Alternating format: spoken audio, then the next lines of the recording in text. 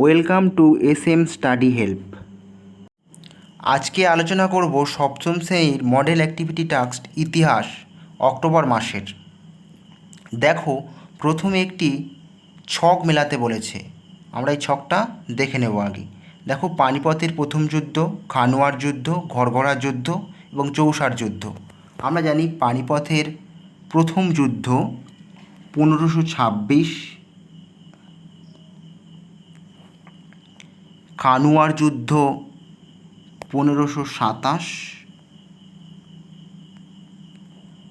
এরপর ঘরঘরার যুদ্ধ 1529 এবং সর্বশেষ চৌসার যুদ্ধ 1539। 2 নম্বর প্রশ্ন দেখো, শূন্যস্থান পূরণ করো। আদিল শাহের প্রধানমন্ত্রী হিমু ড্যাশ দখল করেছিল। আদিল শাহের প্রধানমন্ত্রী হিমু দিল্লি শহর দখল করেছিল। আকবর ড্যাশ যুদ্ধে আফগানদের হারিয়ে দেন। আকবর পানিপথের দ্বিতীয় যুদ্ধে আফগানদের হারিয়ে দেন।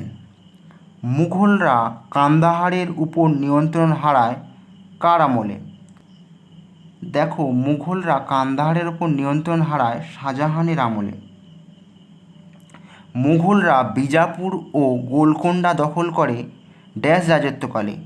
ঔরঙ্গজেবের রাজত্বকালে কিন্তু মুঘলরা বিজাপুর এবং গোলকোন্ডা দখল করে। এরপরে দেখো 3 নম্বর, 3-1 জাপ্তি কি? দেখো উত্তরটা, ভারতবর্ষ ছিল কৃষি নির্ভর দেশ, তাই ভালোভাবে শাসন পরিচালনা করতে হলে ভূমি রাজস্ব ব্যবস্থার উপর নিয়ন্ত্রণ প্রয়োজন। আলাউদ্দিন খলজির আমল থেকেই রাজস্বের পরিমাণ নির্ধারণ করার জন্য জমি জরিপ করার বা মাপার ব্যবস্থা ছিল।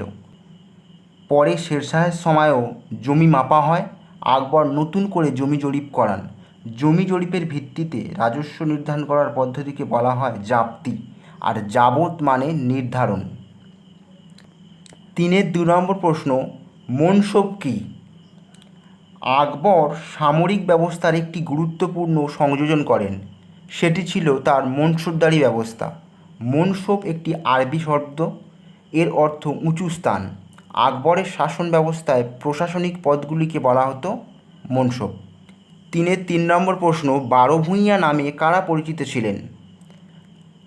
উত্তরটা দেখো, আকবরের ছেলে ও উত্তরসূরি জাহাঙ্গীরের সময় বাংলার স্থানীয় হিন্দু জমিদার ও আফগানরা মুঘলদের বিরুদ্ধে বারবার বিদ্রোহ করেছিল। এই বিদ্রোহীরা একসঙ্গে 12 ভূঁইয়া নামে পরিচিত ছিলেন। এদের মধ্যে প্রতাপাদিত্য, চাঁদ রায়, কেদার রায়, ঈশা খান প্রমুখ ছিল উল্লেখযোগ্য। 4 নম্বর প্রশ্ন দেখো, 4-1 আবুল ফজল ও আব্দুল কাদির বদায়ুনী কারা ছিলেন?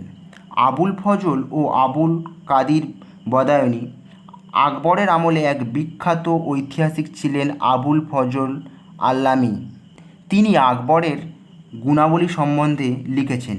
কিন্তু যে কোনো সময়ের ইতিহাস জানতে হলে শুধু ভালো কথা জানলেই হয় না, সেই যুগের সমস্যার কথাও জানতে হয়। এই ধরনের সমালোচনা পাওয়া যায় সে যুগের আরও একজন ঐতিহাসিক আব্দুল কাদির বদায়ুনীর লেখায়। এরা দুজনেই মুঘল দরবারে এসেছিল 1574 খ্রিস্টাব্দে, কিন্তু আবুল ফজল হয়ে উঠেছিল আকবরের প্রিয় পাত্র।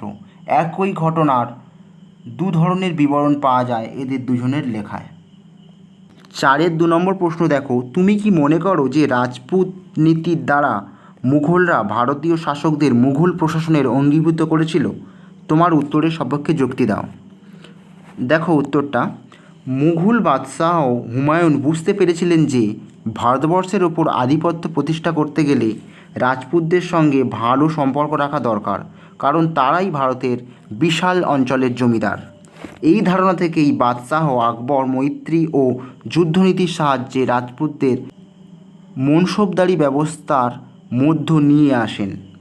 মুঘল বাদশাহ ও শাহজাহানদের সঙ্গে বেশ কিছু রাজপুত পরিবারের মেয়েদের বিয়েও হয়। আকবর হিন্দু পত্নীদের নিজেদের ধর্মমত পালনের অধিকার দিয়েছিলেন। তিনি হিন্দুদের ওপর থেকে তীর্থকর জিজিয়া কর তুলে দেন, যুদ্ধবন্দীদের জোর করে ইসলাম ধর্ম গ্রহণে বাধ্য করাও নিষিদ্ধ করেন। আকবরের এই উদার নীতির ফলে মুঘলরা রাজপুত বীরদের নিজেদের পাশে পেয়েছিল। জাহাঙ্গীর পিতার নীতিই অনুসরণ করেন। তার আমলে মেওয়ারে মুঘলদের কৃতিত্ব প্রতিষ্ঠিত হয়। রানা প্রতাপের পুত্র অমর সিংহ মুঘলদের বশ্যতা স্বীকার করেন। তিনি মুঘল দরবারে উঁচু মনসব পান। শাহজাহানের আমলে রাজপুতদের সঙ্গে মুঘলদের মিত্রতা বজায় ছিল।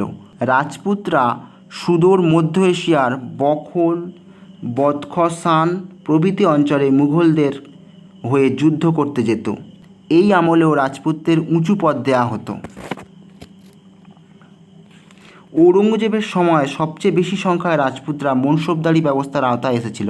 তবে এ সময়েই রাজপুতদের সঙ্গে মুঘলদের প্রীতির সম্পর্ক নষ্ট হয়। মাওয়ারের রাঠোর রাজপুত রানা যশবন্ত সিং প্রথমে বাদশাহের বিরোধী ছিলেন,